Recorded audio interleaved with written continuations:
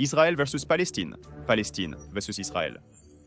À moins que vous ne vous soyez caché sous un rocher, pendant les 100 dernières années, vous connaissez probablement quelque chose sur l'histoire de ce conflit en cours qui a causé d'innombrables morts et d'énormes quantités de souffrances. C'est un conflit profondément compliqué et traumatisant, et il continue de diviser les gens jusqu'à ce jour. Néanmoins, beaucoup ignorent comment tout a commencé ou comment nous sommes arrivés à l'état actuel. Honnêtement, la plupart des gens ne peuvent probablement pas vous dire comment l'État d'Israël a été créé. Ils diront seulement que ça s'est produit après la Seconde Guerre mondiale, dont ils se souviennent vaguement des cours d'histoire du lycée. Ce manque de compréhension contextuelle observé dans la société d'aujourd'hui n'a fait qu'attiser les flammes de la haine et jeter de l'acide au visage de la compassion. Et cela vaut pour les deux côtés. Comment en sommes-nous arrivés là? Comment la possession de ce petit morceau de terre est-elle devenue si vitale que des générations d'Israéliens et de Palestiniens ont ressenti le besoin de prendre les armes et de verser le sang de leurs voisins? Israël et la Palestine que nous avons aujourd'hui sont complètement différents de ce qu'ils étaient il y a 100 ou même 50 ans. Israël a commencé comme une idée, un lieu pour accueillir les Juifs du monde entier. Des immigrants et des colons y ont afflué par milliers, aspirant à un lieu où vivre sans persécution, un lieu où leur religion et leur culture pourraient pleinement prendre racine et prospérer. La Palestine existait depuis des milliers d'années avant le conflit actuel, et ses habitants voulaient la même chose que ces premiers colons israéliens. Ils veulent simplement un endroit pour pratiquer leur religion, élever leur famille et vivre en paix. Des sentiments compréhensibles par tous les humains, espérons-le. Malheureusement, les idéaux ont rarement fait avancer les roues de l'histoire, et ces personnes ont vu leurs lunettes roses brisées à maintes reprises tout au long du XXe siècle. Les deux côtés ont remporté des victoires, subi des défaites, et ont vu d'énormes quantités de sang se répandre sur ce que beaucoup considèrent comme le sol le plus sacré de la Terre. Tout cela menant à ce que nous avons maintenant, vous l'avez deviné, plus de meurtres, plus de souffrances et plus de victimes innocentes. Ce que nous avons maintenant, c'est Israël, une nation hyper militarisée, constamment assiégée et entourée d'ennemis, tout en assiégeant également les Palestiniens qui vivent à l'intérieur de ses frontières. La situation est étrangement similaire à celle dans laquelle César s'est retrouvé à la bataille d'Alésia, mais seul le temps dira si les résultats seront les mêmes. La terre d'Israël et ou de Palestine est considérée comme sacrée par trois des principales religions du monde: le christianisme, le judaïsme et l'islam. Mais elle a pourtant connu un conflit et des effusions de sang presque constants. Son histoire est complexe et s'étend sur plusieurs milliers d'années, mais essayons de la décomposer et de répondre à la question: comment l'État d'Israël a-t-il vu le jour et comment a-t-il évolué pour devenir l'État israélien moderne que nous avons aujourd'hui? Pour bien raconter une histoire, il faut avoir une vue d'ensemble, ce qui implique de revenir à ses débuts. Cela nous ramène à environ 1700 avant Jésus-Christ, lorsque trois patriarches juifs, Abraham, Isaac et Jacob, se sont installés avec leur famille dans ce qui est aujourd'hui l'Israël actuel. Cette terre est en fait devenue connue sous le nom de terre d'Israël, et les patriarches y ont vécu et prospéré pendant des générations. Il convient de noter que ces premiers récits sont largement basés sur des textes bibliques plutôt que sur des preuves archéologiques. En 1000 avant Jésus-Christ, une monarchie israélite a été établie par le roi Saül et transmise à ses fils, qui ont tous deux continué à développer le royaume et le judaïsme. Le roi David a établi Jérusalem comme capitale d'Israël, où le roi Salomon a édifié son fameux temple de Salomon. Après la mort du roi Salomon vers 930 avant Jésus-Christ, le territoire d'Israël a été divisé en deux parties, le royaume de Juda au sud et le royaume d'Israël au nord. Dès les années 900 avant Jésus-Christ jusqu'aux années 60 avant Jésus-Christ, les Juifs de ces royaumes ont mené de nombreuses guerres de survie, semblant toujours sur le point d'être conquis. Cependant, les Romains, qui ont conquis la région en 63 avant Jésus-Christ, étaient leurs égaux. On ne sait pas quand le nom, ou une version du nom, Palestine, a commencé à être associé à la région, car il existe plusieurs écrits et artefacts qui semblent faire référence à la région de cette manière tout au long de l'histoire. Ce que nous savons cependant, c'est qu'il n'y avait absolument aucun amour entre les Romains et leurs sujets juifs qui habitaient cette terre de Palestine. Entre 66 et 135 après Jésus-Christ, les Romains et les Juifs ont mené une série de guerres extrêmement destructrices et sanglantes. Les Juifs ont eu un avant-goût de la victoire en 66 après Jésus-Christ, lorsque les forces ont réussi à tendre une embuscade et à massacrer 6000 Romains et à capturer le symbole de fierté de la Légion, leur aigle d'or. Les Romains, qui réagissaient souvent violemment à de simples offenses, prétendaient agir en légitime défense. Les Juifs se défendaient courageusement contre leur riposte, mais finissaient par céder devant la force militaire romaine. En 70 après Jésus-Christ, les Romains ont assiégé, pillé la ville de Jérusalem et détruit le second temple. Le temple y était un site sacré juif, et était une reconstruction du temple de Salomon, qui avait été précédemment détruit. Le pillage a entraîné des quantités incommensurables de morts, de persécutions et d'asservissement du peuple juif dans cette région. Bien que beaucoup peinent continuer à résister à l'occupation romaine jusqu'en 135 avant Jésus-Christ, ils n'auraient plus jamais l'élan qu'ils avaient au début du conflit. La population juive est devenue plus dispersée et décentralisée. Cette tendance s'est poursuivie dans les siècles suivants avec l'apparition d'une nouvelle religion. L'islam a commencé au 7e siècle après Jésus-Christ, lorsqu'un jeune homme nommé Mahomet a commencé à prêcher le culte d'un seul Dieu, à se préparer pour le jour du jugement et à donner de la charité aux pauvres et aux nécessiteux. Au moment de sa mort en 632 après Jésus-Christ, la plupart de la péninsule arabique avait été convertie à l'islam, et ses disciples ont repris là où ils s'étaient arrêtés. Les guerres de conquête qui ont suivi ont vu l'islam prendre racine de l'Espagne au Pakistan. Durant cette époque, juifs et musulmans vivaient pour la plupart en paix. Sous le règne des califats et plus tard des Turcs Seljoukides, les Juifs ont pu prospérer comme ils n'avaient pas pu le faire depuis plus de 500 ans. Ils ont obtenu de nouvelles libertés, de nouvelles libertés et opportunités de développement académique et économique. Malgré les persécutions persistantes, les Juifs ont fait un pas vers l'amélioration, bien que loin d'être parfaite.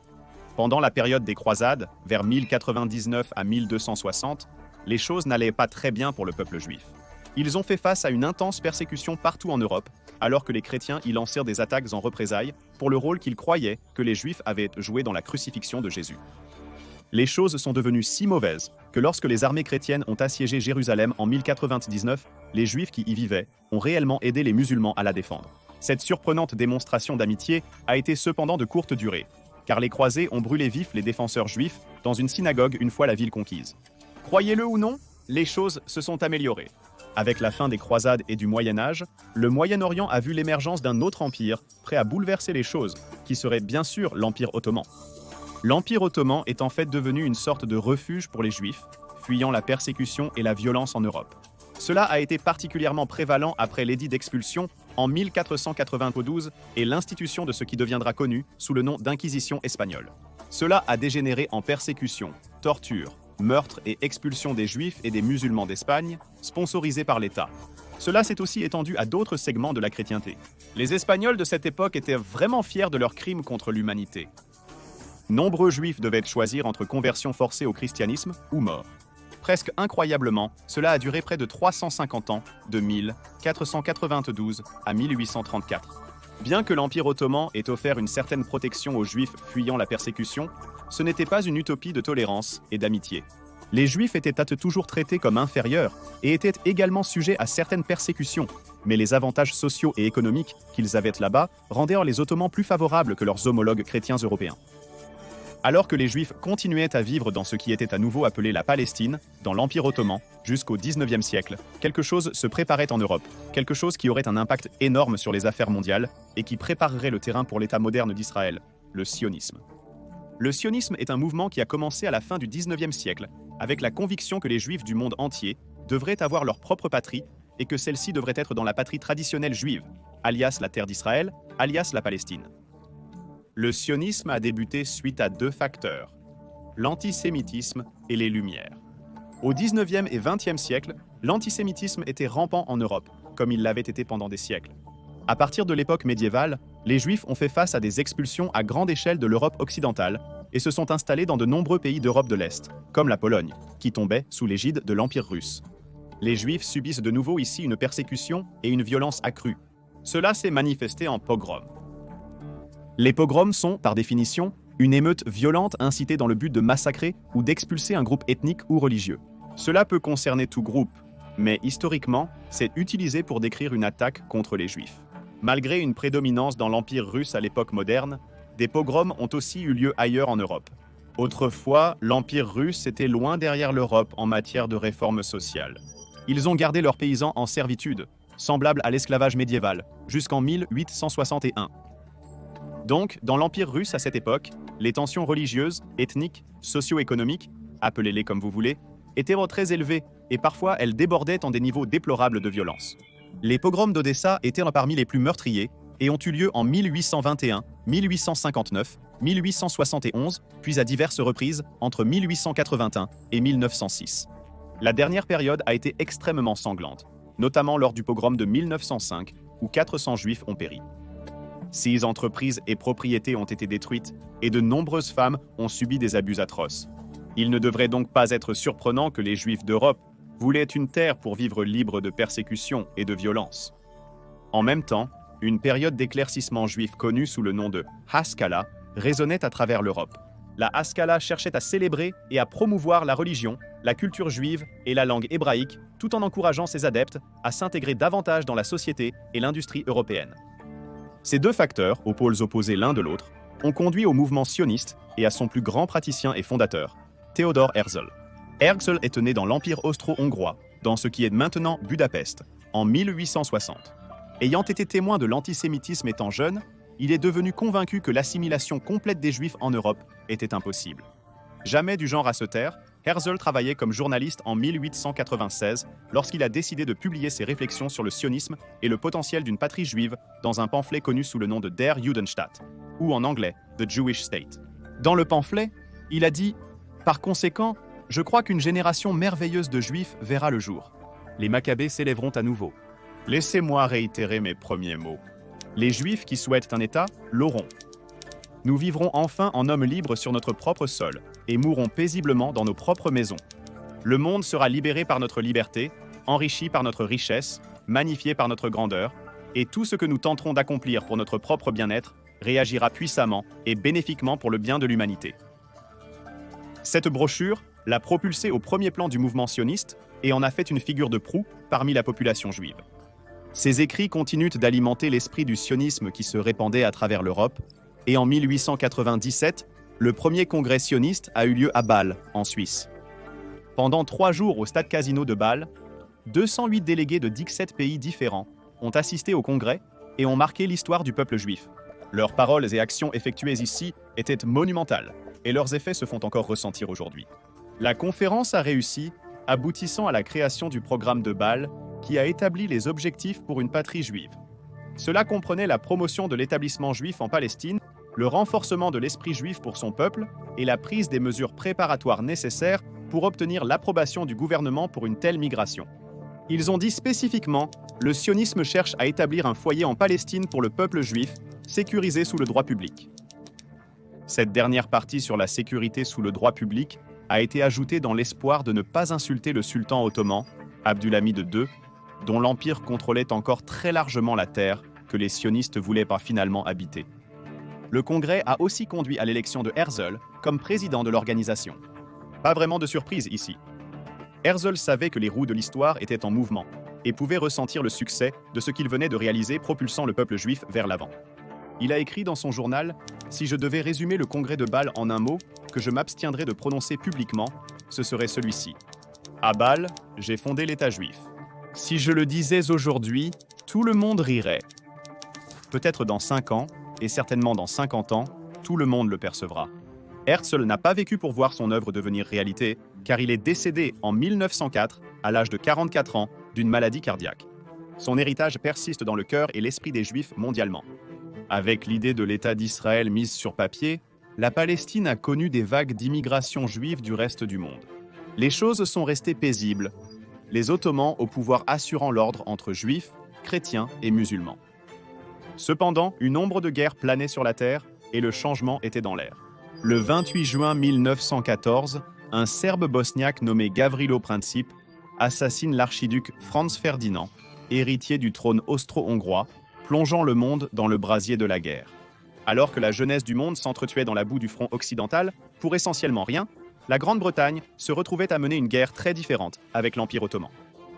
La correspondance entre Henry McMahon, agissant en tant que représentant du gouvernement britannique, et Hussein Ben Ali du royaume de Hedjaz, situé dans l'Arabie saoudite actuelle, promettait aux Arabes du Moyen-Orient l'indépendance et le soutien britannique pour un État arabe uni s'ils se battaient contre leurs suzerains ottomans. Aujourd'hui, on l'appellerait une guerre par procuration. À partir de 1916, l'Empire britannique a envoyé des hommes, des ressources et du matériel aux Arabes, espérant faire pencher la balance en leur faveur. Si vous connaissez Thomas Edward Lawrence, mieux connu sous le nom de Lawrence d'Arabie, alors vous connaissez l'histoire. Avec l'aide de Lawrence et de nombreux hommes comme lui, les Arabes ont vaillamment combattu un ennemi déterminé, souvent surarmé et en surnombre.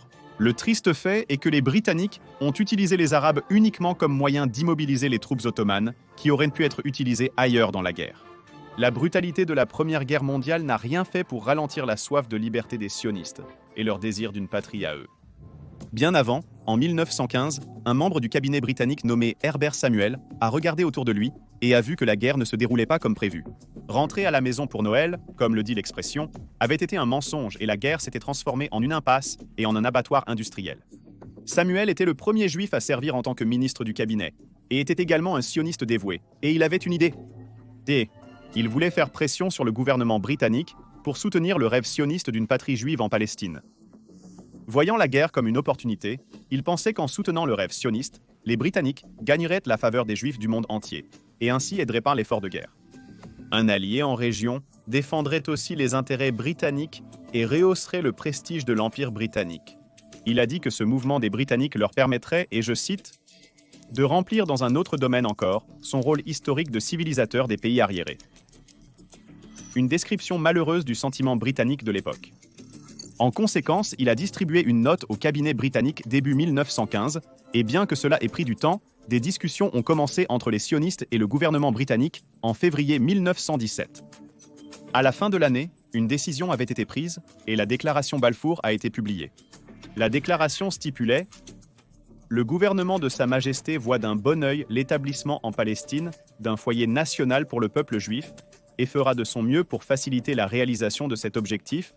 Il a été clairement entendu que rien ne doit être fait qui puisse porter atteinte aux droits civils et religieux des communautés non juives existantes en Palestine ou aux droits et au statut politique dont jouissent les juifs dans tout autre pays. » C'était le premier soutien public au sionisme de la part de l'une des principales puissances politiques du monde.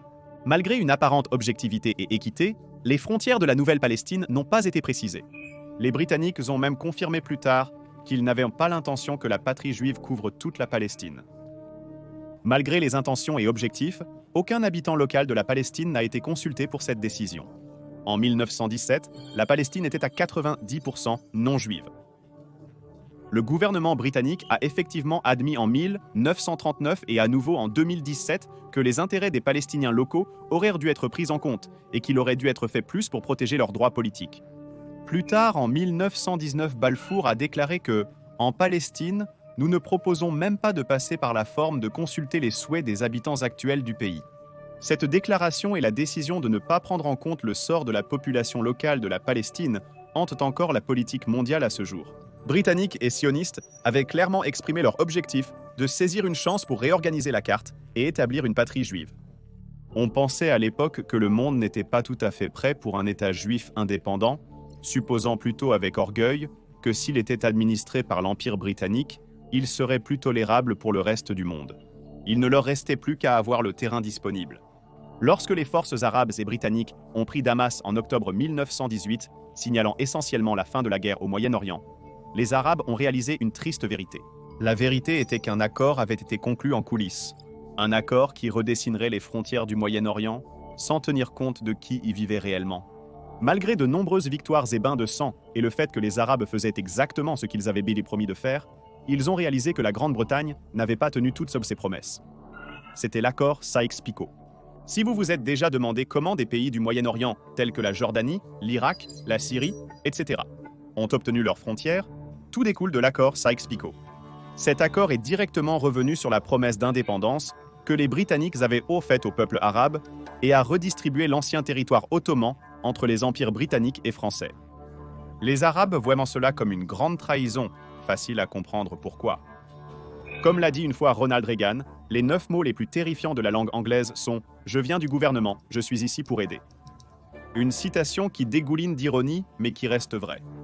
L'Empire britannique allait ensuite présenter son plan à la toute nouvelle Société des Nations, qui a été créée après la guerre pour redistribuer les possessions territoriales du camp perdant parmi les vainqueurs. La Société des Nations a approuvé la requête britannique et française pour contrôler le Moyen-Orient. La Palestine deviendrait connue sous le nom de Palestine mandataire et resterait sous contrôle britannique jusqu'en 1948. Alors que le monde essayait de se reconstruire à partir des cendres de la guerre, le sionisme avait trouvé son foyer. Avec la Palestine sous contrôle britannique et des vagues d'immigrants juifs arrivant chaque jour et s'installant, l'ambiance autour de la Palestine n'était pas bonne. Entre 1919 et 1923, 40 000 Juifs sont arrivés en Palestine, principalement d'Europe. Vers les années 1920, la population juive était d'environ 90 000. Alors que l'immigration en Palestine s'accélérait, les tensions entre les Palestiniens et les Juifs augmentaient également. Et c'est ici que commence vraiment la grande division. En réponse à l'augmentation du nombre de colons juifs et à l'influence sioniste, les habitants arabes de la Palestine ont créé des associations musulmanes chrétiennes dans toutes les principales régions du pays. À l'occasion du premier anniversaire de la publication de la déclaration Balfour, le 3 novembre 1918, les membres des associations musulmanes chrétiennes ont écrit au gouverneur militaire britannique de la Palestine en réponse à la montée en puissance du sionisme. Ils ont écrit « Nous avons remarqué hier une grande foule de juifs portant des banderoles et envahissant les rues, criant des mots qui blessent les sentiments et blessent l'âme. Ils prétendent à haute voix que la Palestine, qui est laissée la terre sainte de nos pères et le cimetière de nos ancêtres, qui a été habitée par les Arabes pendant de longs siècles, qui l'ont aimée et sont morts en la défendant, est maintenant une patrie nationale pour eux. Nous, les Arabes, musulmans et chrétiens, avons toujours profondément sympathisé avec les Juifs persécutés et leurs malheurs dans d'autres pays.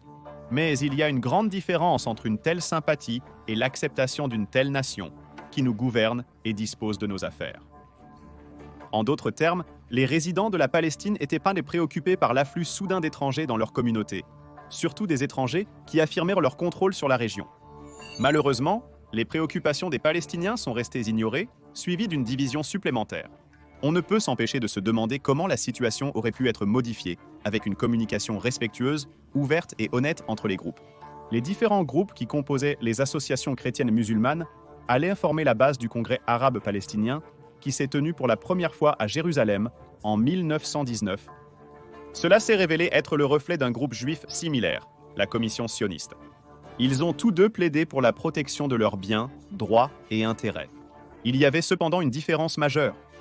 La commission sioniste avait des amis au sein du gouvernement britannique et les Palestiniens n'en avaient même pas. Ainsi, au début des années 1920, les tensions ont augmenté, des milices se sont formées et des violences sporadiques ont touché les deux groupes, comme les émeutes de 1929 qui ont fait des centaines de morts et de blessés des deux côtés. La situation atteignait un point de non-retour. Cependant, le premier conflit majeur n'aurait pas lieu avant les années 1930. En 1930, un homme nommé Sheikh Izz al-Din al-Qassam est arrivé en Palestine. C'était un prédicateur musulman, antisioniste et militant anti-européen. Il a créé un groupe appelé la Main Noire, dont la seule mission était d'attaquer les Juifs et les colonies juives afin d'effectuer un changement en Palestine. Ils ont opéré et combattu les Juifs et les Britanniques de 1930 à 1935, le groupe comptant 800 hommes en 1935. En 1935, Al-Qassam a été tué lors d'un échange de tirs avec les forces de police britanniques, et bien que sa mort ne soit qu'une de plus dans ce tragique conflit, elle a servi de cri de ralliement pour les Arabes de Palestine pour se révolter une fois de plus. La population arabe était outrée par la mort d'Al-Qassam, ainsi que par le traitement qu'elle avait subi au cours des 20 dernières années. Cette indignation a entraîné une grève générale, ainsi que des violences et des destructions généralisées à travers la Palestine. La police et l'armée britannique ont combattu avec les colons juifs, mais les deux parties ont également fait appel à des milices et à des groupes paramilitaires. Les Palestiniens avaient la Main Noire et les Juifs avaient la Haganah. Ce qui s'est passé ici était très similaire à ce qui s'est passé en Irlande du Nord pendant les troubles. Il y avait des niveaux croissants de violence sans distinction contre les civils qui étaient pris dans les tirs croisés. Malheureusement, ces deux communautés avaient franchi le point de non-retour. La paix et la cohabitation ne seraient plus jamais vraiment possibles. Les Britanniques ont tenté de rectifier leur mauvaise gestion de la situation, mais ont finalement échoué. La réparation de la fuite de gaz dans une usine de feux d'artifice a été tentée via la commission Peel, dont le rapport a été publié en 1937. Mais cela éviterait-il de déclencher d'autres violences catastrophiques ? La commission Peel avait pour mission de trouver une solution à l'augmentation des niveaux de violence et de destruction en Palestine. Ils ont déterminé que les deux groupes étaient trop nationalistes et peu disposés à faire des compromis, donc un État unifié, composé d'Arabes et de Juifs, ne fonctionnerait pas. Ils ont proposé une solution à deux États. Le rapport a clairement indiqué un conflit irrépressible a éclaté entre deux communautés nationales dans les limites étroites d'un petit pays. Il n'y a pas de terrain d'entente entre eux. Leurs aspirations nationales sont incompatibles. Les Arabes désirent raviver les traditions de l'âge d'or arabe. Les Juifs désirent montrer ce qu'ils peuvent accomplir lorsqu'ils sont restaurés dans le pays où la nation juive est née. Aucun des deux idéaux nationaux ne permet la combinaison au service d'un seul État. Les Juifs auraient peur pour leur propre État indépendant qui s'étendrait de la région côtière près de Jaffa jusqu'à Acre. Les Britanniques maintiendraient une zone internationale autour de Jérusalem et les Palestiniens arabes obtiendraient pour le reste. La conclusion paraissait prometteuse, mais la réalité fut différente. La façon dont cela fonctionnerait serait que la population palestinienne serait déplacée du nouveau secteur juif le long de la côte vers leur secteur dans la zone intérieure plus montagneuse. Les Palestiniens ont universellement rejeté cela, car ils le voyaient à nouveau comme une trahison de la part des Britanniques, car on leur avait précédemment garanti que cela n'arriverait pas. Ils seraient par la contrainte de déplacer d'énormes quantités de la population, tout en concédant les terres agricoles les plus fertiles de la région aux Juifs. Cela nuirait doublement aux Palestiniens, car leur principal produit d'exportation à l'époque étaient les agrumes qui étaient principalement cultivés dans ce secteur côtier. Au total, cet échange de population était envisagé pour environ 225 000 Arabes et 1250 Juifs. Donc c'était une migration massive. Comme précédemment mentionné, les Palestiniens ont rejeté ce plan de tout cœur, et même certains Juifs ne l'aimaient pas non plus. Les deux parties voulaient une solution pacifique et opérer librement, mais personne ne voulait faire de compromis.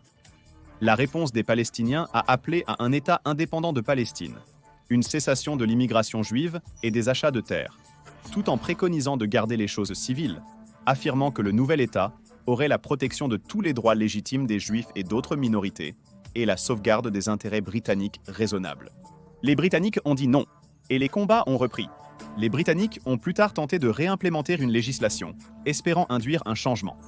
En 1939, ce qui est connu comme étant le Livre blanc de 1939, a été publié, rédigé par le gouvernement de Neville Chamberlain. Il a complètement divergé de ce que la commission Peel visait à accomplir. Il appelait à la création d'un foyer national juif dans une Palestine indépendante, à créer dans les 10 ans, tout le monde serait ensemble dans un seul État unifié et non divisé en zones séparées par la religion. Il a également essayé de séduire les Palestiniens arabes, un peu en limitant l'immigration juive et les achats de terres. Encore une fois, cela n'a été rejeté unilatéralement par les Arabes qui n'avaient que du mépris pour les Britanniques à ce stade. Cela a aussi été refusé par les Juifs, provoquant leur attaque contre les édifices gouvernementaux britanniques. En 1939, plus de 5000 Arabes, 400 Juifs et 200 Britanniques avaient été tués, et au moins 15 000 Arabes avaient été blessés dans les combats.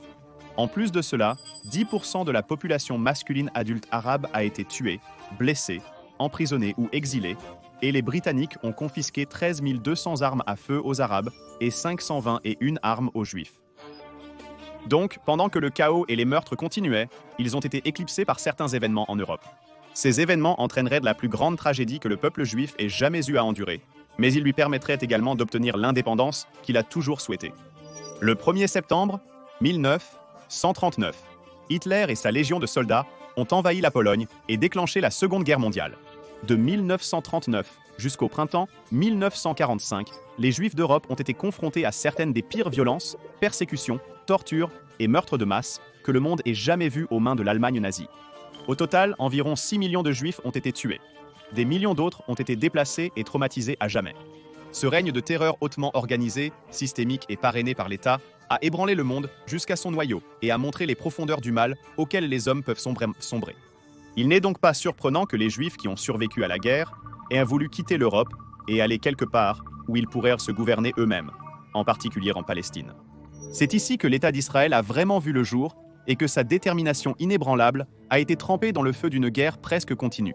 Comme le Livre blanc et toute la violence des années 30 avaient laissé un goût amer au gouvernement britannique, ils ont décidé de maintenir l'interdiction de l'immigration juive après la guerre. Cela a grandement irrité les Juifs, surtout ceux de Palestine. Cela a été ressenti comme une trahison supplémentaire liée au Livre blanc. Vous pourriez penser qu'ils avaient pu observer l'expérience arabe avec les Britanniques et pris des notes. Ainsi, les relations entre Britanniques et Juifs se sont détériorées, conduisant de nombreux Juifs en Palestine à s'en prendre aux Britanniques, provoquant une nouvelle vague de violence. Les choses sont devenues si sanglantes et les Britanniques ont reçu une si mauvaise presse qu'ils ont décidé de mettre fin au mandat, au plus tard, en août 1948. En 1946, les Britanniques et les Américains ont cherché à résoudre le problème de la Palestine et à définir la suite des actions. Face à l'essor mondial du sionisme, une action était nécessaire pour éviter une aggravation. Ils ont conclu que 100 000 immigrants juifs d'Europe seraient autorisés à entrer en Palestine. Mais ils voulaient que les choses restent civiles. Le comité en charge de cela a déclaré « Afin de régler une fois pour toutes ces revendications exclusives des Juifs et des Arabes sur la Palestine, nous estimons essentiel qu'une déclaration claire de principe soit faite que le Juif ne dominera pas l'Arabe et l'Arabe ne dominera pas le Juif en Palestine. » Pas sûr que les Arabes aient ressenti cela lorsque 5 000 immigrants supplémentaires sont arrivés à leur porte. Les Britanniques ont accepté cela, mais avaient explicitement averti que cela pourrait mettre en colère les Arabes. Et malheureusement, ils avaient raison. Les deux côtés, les Palestiniens arabes et les Juifs, sont passés à l'offensive, se combattant entre eux, et la garnison britannique et la force de police qui diminuait rapidement, cherchant à se retirer de la région. En 1947, la toute nouvelle organisation connue sous le nom de Nations Unies, ou ONU, a recommandé de donner 55% des terres aux Juifs et 45% aux Palestiniens. C'est là que le problème réside. À cette époque, l'ONU manquait de pouvoir d'exécution pour opérer un tel changement, et les Juifs constituaient environ 30% de la population totale. Donc, un bouleversement sérieux était imminent. Les Palestiniens et tous les pays arabes de l'ONU ont rejeté le plan, et les Juifs l'ont pour la plupart accepté. Lorsque le mandat britannique a pris fin à minuit le 14 mai 1948, David Ben Gourion a annoncé la création et l'indépendance de l'État d'Israël, et est également devenu le premier ministre du pays. Il a fait l'annonce sous une immense bannière, avec le portrait de Theodor Herzl, accomplissant la prophétie de 50 ans qu'il avait proclamée et n'étant en retard que d'1 an sur celle-ci. C'était la goutte d'eau qui a déclenché une guerre totale. Les forces et milices juives s'étaient modernisées avec des officiers aguerris au combat et des armes restantes de la Seconde Guerre mondiale. Les milices se sont regroupées pour former la Force de défense israélienne, FDI. Ils avaient un commandement unifié et avaient même le soutien de certains pays européens.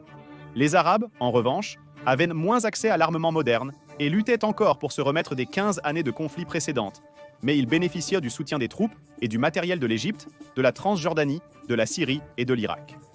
Contrairement aux Israéliens, ils n'avaient pas de commandement unifié et leur communication n'était pas cohérente. Les Israéliens, comme on les appellerait maintenant, avaient pris l'initiative et avaient mis les chances de leur côté.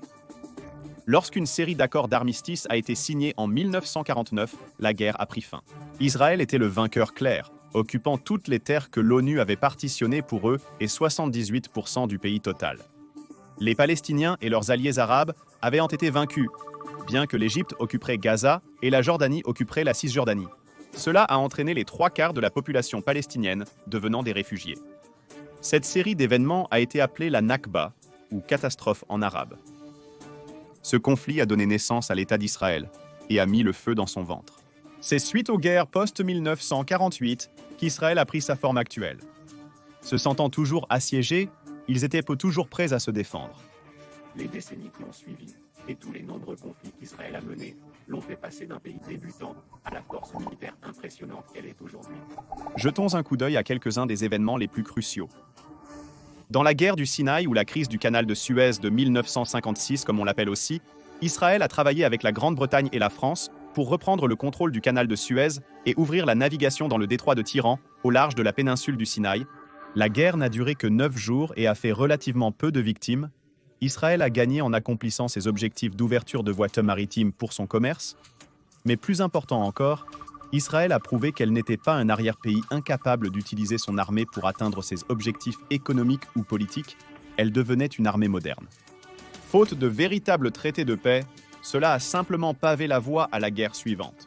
La guerre qui en est venue à être connue sous le nom de guerre des 6 jours, qui dure aussi longtemps que son nom l'indique, suite à la crise de Suez. Israël avait accès à la navigation et tout le monde respectait l'armistice de 1949 pour la plupart. Israël continuait à se développer et à grandir en tant que pays. Ils ont prévenu l'Égypte et son président, Gamal Abdel Nasser, que toute fermeture du détroit de Téhéran serait perçue comme un acte agressif. Malheureusement, les tensions ont de nouveau grimpé en 1967, lorsque Gamal Abdel Nasser a fermé le détroit une fois de plus et a déployé l'armée égyptienne dans une posture de défense le long de ses frontières. Israël s'est retrouvé bien équipé avec du matériel moderne et bien formé, toujours prêt pour le combat. Les pilotes en particulier étaient beaucoup plus formés et efficaces que leurs homologues arabes. Israël a lancé une offensive préventive par air, terre et mer, surprenant et paralysant totalement l'armée égyptienne et prenant le contrôle total de la péninsule du Sinaï. La Syrie et la Jordanie ont également participé à la guerre, mais leur rôle a été minimal, car ils ont peu fait pour ralentir l'armée israélienne dans l'accomplissement de ses objectifs. Lorsque les choses se sont calmées et que la guerre a été terminée par l'accord de cessez-le-feu, 20 000 personnes avaient été tuées, et seulement environ 1 000 Israéliens avaient perdu la vie. C'était une victoire totale et complète pour Israël, qui leur a permis de prendre le contrôle de la bande de Gaza, de la Cisjordanie et de la péninsule du Sinaï. Plus important encore, Israël avait une preuve supplémentaire que ces théories tenaient sur le terrain. Ils étaient la force militaire prééminente au Moyen-Orient et continuaient à le prouver encore et encore. Cette tendance s'est poursuivie et Israël a continué à approfondir ses liens avec l'Occident, et spécifiquement les États-Unis, lors du prochain conflit, la guerre du Kippour. La guerre a commencé le jour saint juif du Yom Kippour, le 6 octobre 1973. C'était essentiellement la suite de la guerre des 6 jours, dans le fait que les forces opposées étaient les mêmes avec quelques différences majeures. Les États-Unis soutenaient Israël, et l'Union soviétique soutenait les Arabes. Donc ce qui était essentiellement un conflit régional était devenu une guerre par procuration avec des implications politiques mondiales. Il y a eu de violents combats en Israël, dans le Sinaï, en Syrie et dans d'autres endroits de la région pendant 2 semaines, jusqu'à ce qu'enfin un cessez-le-feu soit déclaré le 25 octobre. Israël a de nouveau triomphé, mais moins aisément qu'en 1967. Les Arabes y avaient remporté quelques victoires tout précoces, donc les Israéliens ont réalisé qu'ils n'étaient pas invincibles et devaient maintenir une préparation militaire en tout temps.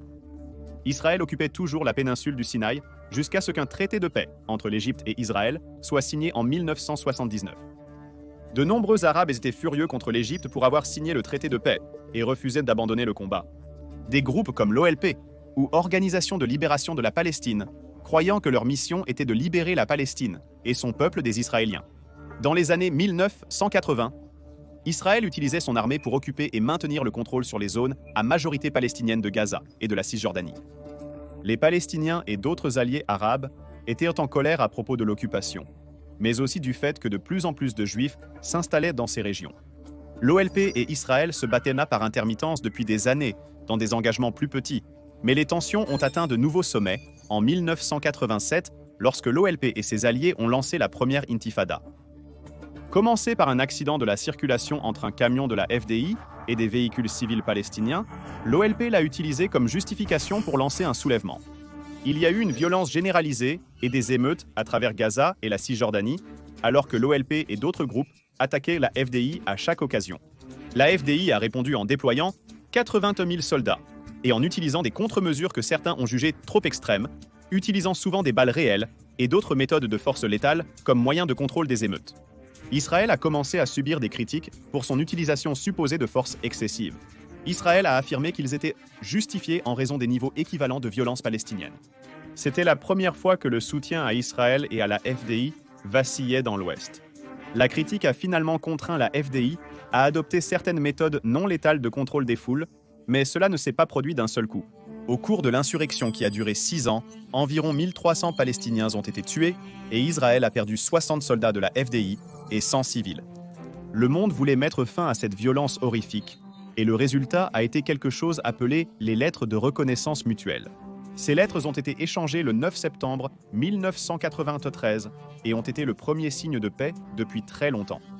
Israël a reconnu la OLP comme un représentant légitime du peuple palestinien et a accepté de tenir des négociations avec eux. L'OLP a reconnu le droit d'Israël à exister, chose que les Palestiniens n'avaient jamais faite auparavant, et a même renoncé au terrorisme et à la militance dans l'espoir de trouver une résolution pacifique. Tout cela a abouti aux accords d'Oslo quelques semaines plus tard. Cette rencontre historique a vu le gouvernement israélien et l'OLP se rencontrer face à face pour la première fois. Les deux groupes ont fait des pas concrets vers une résolution pacifique pour la première fois depuis des décennies. Le résultat a été un retrait partiel de la FDI de la Cisjordanie et de Gaza, la création de l'autorité nationale palestinienne et la reconnaissance de l'OLP comme représentant du peuple palestinien. L'ANP servirait de gouvernement intérimaire sur les zones contrôlées par les Palestiniens à Gaza et en Cisjordanie et serait en charge de la sécurité, du gouvernement et de l'économie palestinien. Cet accord historique semblait indiquer que les choses évoluaient dans la bonne direction, mais malheureusement, son espoir a été éteint trop rapidement. Ce qui a été convenu lors des accords d'Oslo devait être un accord provisoire, les accords de paix permanents étant discutés à la fin des années 90 et au début des années 2000. Le sommet de Camp David en 2000 devait être la négociation finale qui apporterait une paix durable en Israël et en Palestine. Malheureusement, les pourparlers ont échoué en raison de désaccords sur les droits des réfugiés, le statut de Jérusalem et l'augmentation de l'implantation juive sur les terres palestiniennes. Ainsi, la seconde intifada a débuté. Elle a duré de 2000 à 2005 et contrairement à la première, elle a vu des chiffres de victimes beaucoup plus élevés et des niveaux de violence globalement plus sauvages de la part des deux côtés. Les Israéliens ont utilisé tout l'équipement moderne possible, dont des chars de pointe et des frappes aériennes. Les Palestiniens ont utilisé des bombes suicides, des attaques à la roquette et des fusillades pour attaquer la FDI. La principale différence entre la première et la deuxième intifada réside dans l'augmentation des attentats suicides et des attaques aléatoires contre les Israéliens. Environ 3000 Palestiniens ont été tués, ainsi que 1000 Israéliens. Cette violence barbare a éliminé tous les progrès qui avaient été précédemment réalisés et les a remplacés par plus de haine. C'est dans le chaos et les effusions de sang des deux intifadas que le Hamas est né. Le Hamas est une organisation militaire et politique qui a été fondée en 1987, mais qui n'a officiellement pris le pouvoir à Gaza qu'en 2007, lorsqu'il est devenu le parti au pouvoir dans la région. Reconnus internationalement comme un groupe terroriste, mais pas par l'ONU, ils sont connus pour leurs attaques indiscriminées contre les civils israéliens, avec des attentats suicides et des attaques à la roquette. Suite au retrait d'Israël de Gaza en 2005, l'intifada a officieusement pris fin. De 2005 à aujourd'hui, Israël a maintenu un blocus ou un siège sur Gaza, encerclant la zone et contrôlant strictement toutes les entrées et sorties. Vous souvenez-vous de César à Alésia? Les colons ont continué à s'installer en Cisjordanie. Donc, comme on pouvait s'y attendre, les tensions sont toujours restées élevées. Avec le Hamas au pouvoir, les tensions continuent de dégénérer en violence et il n'y a jamais eu de paix depuis que les choses sont explosées avec l'audacieux et très coordonnée. Attaqué du Hamas le 7 octobre 2023, beaucoup se demandent si la paix était même une possibilité ou si la guerre perpétuelle était le destin d'Israël. C'est cette possibilité à laquelle Israël se prépare constamment. En l'état actuel des choses, Israël dépense plus de 20 milliards de dollars par an pour son budget militaire et de défense, ce qui est plus que l'Égypte, l'Iran, le Liban et la Jordanie réunis. Pour comparaison, le budget militaire annuel des États-Unis était d'environ 877 milliards de dollars en 2022. Les États-Unis et Israël continuent d'approfondir leurs relations, des milliards d'aides militaires et de technologies étant données à Israël chaque année. Israël possède l'une des armées les plus avancées du monde. Il possède des armes nucléaires, ainsi qu'un système de défense antimissile de pointe, connu sous le nom de dôme de fer. Cette technologie, et le fait que le service militaire est obligatoire pour tous les Israéliens dès qu'ils atteignent 18 ans, signifie qu'Israël ne plaisante pas. Leur formation et préparation constante sont parmi les programmes les plus avancés au monde. Cela illustre la transformation d'Israël, d'une simple idée et d'immigrants espérant une vie meilleure, à l'état fortement militarisé actuel. L'état moderne d'Israël en Eprosaïdam islamiste est le produit de son histoire, et quelle histoire sanglante cela a été. Aurait-on pu l'éviter? Difficile à affirmer, mais on peut se demander si un compromis trouvé dans les années 1920 par des esprits plus apaisés aurait permis une paix durable au Moyen-Orient. Encore une fois, personne ne peut l'affirmer avec certitude.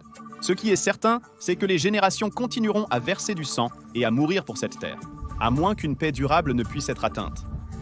Bien que des arguments puissent être avancés des deux côtés du conflit, à un moment donné, quelqu'un doit dire assez de guerre et assez de morts. Tant que les gens ne pourront pas cesser de regarder vers le passé divisé et commencer à regarder vers un avenir unifié, il est difficile de dire si Israël et la Palestine connaîtront un jour la paix. Allez maintenant regarder. Pourquoi l'armée américaine a des bases partout? Ou quel est l'endroit le plus sûr sur Terre?